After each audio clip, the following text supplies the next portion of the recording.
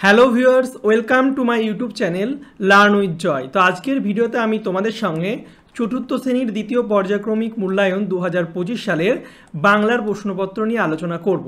তো তোমাদের second unit test পরীক্ষা হবে 30 নম্বরের এবং সময় দেবে হচ্ছে 1 ঘন্টা। আর এই ভিডিওটা আমি তোমাদের নতুন যে নাম্বার বিভাজন হলিস্টিক কার্ড অনুসারে বানিয়েছি।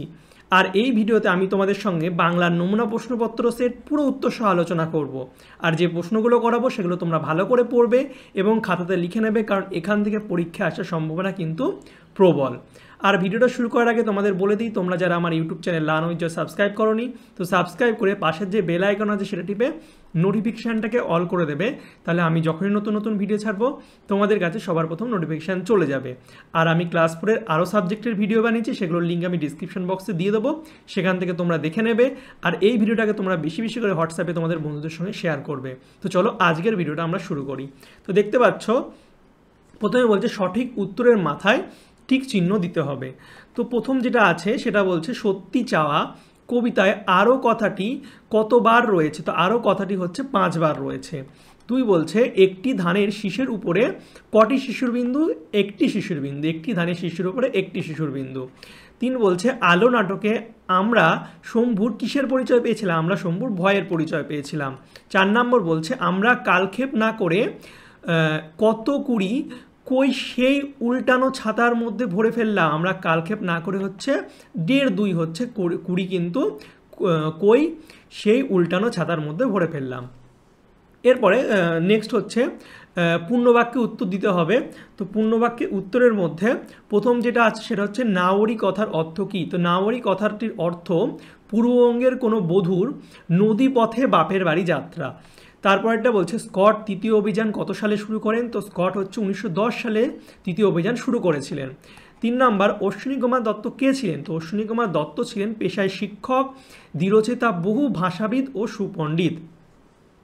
4 নম্বর বলছে অমরেন্দ্র চক্রবর্তীর সম্পাদিত একটি পত্রিকার নাম হচ্ছে ভ্রমণ। 5 বলছে কারা শম্ভুকে ভয় দেখিয়েছিলেন? তো শম্ভুকে হচ্ছে বিড়ালছানা, প্যাচারের দল, গাছপালা, বন বেড়ালের দল, মনসা ঝোপো, রাশি রাশি বাদুর মিলে কিন্তু শম্ভুকে ভয় দেখিয়েছিল। তারপরে বলছে আমি সাগর পাড়ি দেব কবিতাটি কোন কবিতা থেকে নেওয়া হয়েছে?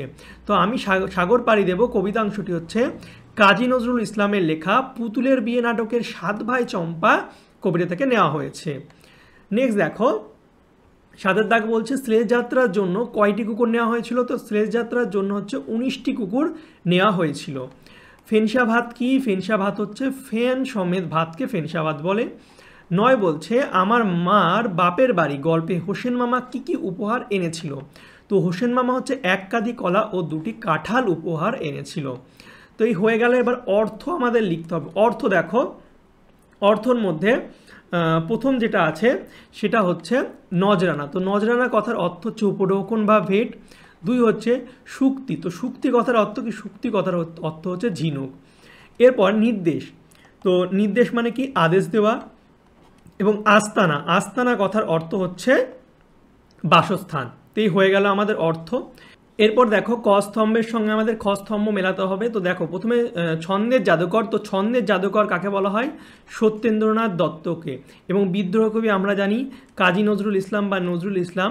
এরপরে নীললোহিত। নীললোহিত হচ্ছে কে? নীললোহিত হচ্ছে সুনীল গঙ্গোপাধ্যায়। এবং ভানু সিং হচ্ছে রবীন্দ্রনাথ। এবং স্বপন পুরো হচ্ছে অখিল নিয়োগী।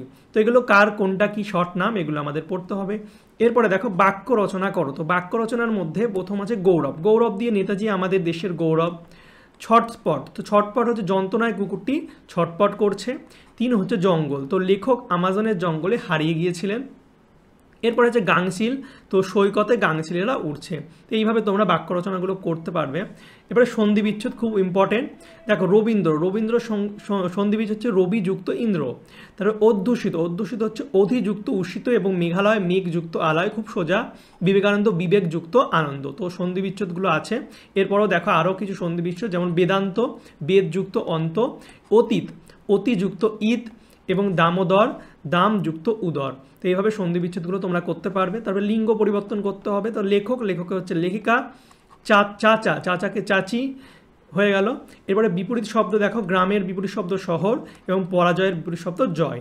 তো তো এগুলো ছিল। এরপরে দেখো টিকা লেখো। টিকার মধ্যে আমাদের আছে স্লেজ গাড়ি, খুব ইম্পর্টেন্ট। তো মেরু প্রদেশের বাসিন্দা এস্কিমোদের যাতায়াতের গাড়ি বিশেষ কখনো একাধিক কুকুরদের দিয়ে কখনো চাকার মাধ্যমে স্লেজ গাড়ি টানার কাজ কিন্তু করানো হয়। এরপরে হচ্ছে জোসেফ ম্যালর্ড উইলিয়াম টার্নার।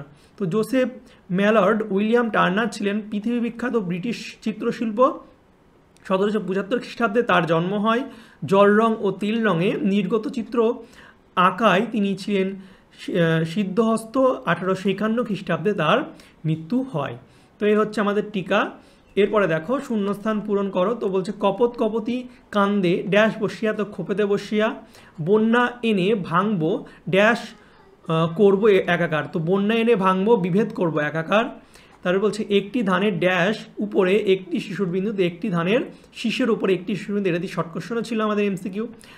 এরপরে চাটা দেখো, বলছে দূরের পাল্লা কবিতায় কবির নাম সহ 8 লাইন মুখস্থ আমাদের লিখতে হবে। তো দেখো দূরের পাল্লা সত্যেন্দ্রনাথ দত্ত, তোমরা এই পুরো মুখস্থ করে নেবে।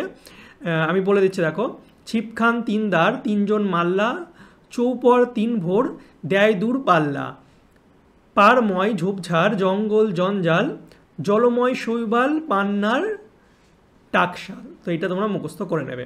তো এই ছিল তোমাদের ক্লাস 4 বাংলা সেকেন্ড ইউনিট টেস্টের নমুনা প্রশ্নপত্র সাজেশন। তোমরা প্রশ্নগুলো ভালো করে পড়বে, আশা করছি তোমরা এখান থেকে পরীক্ষায় অনেকটা হেল্প পাবে।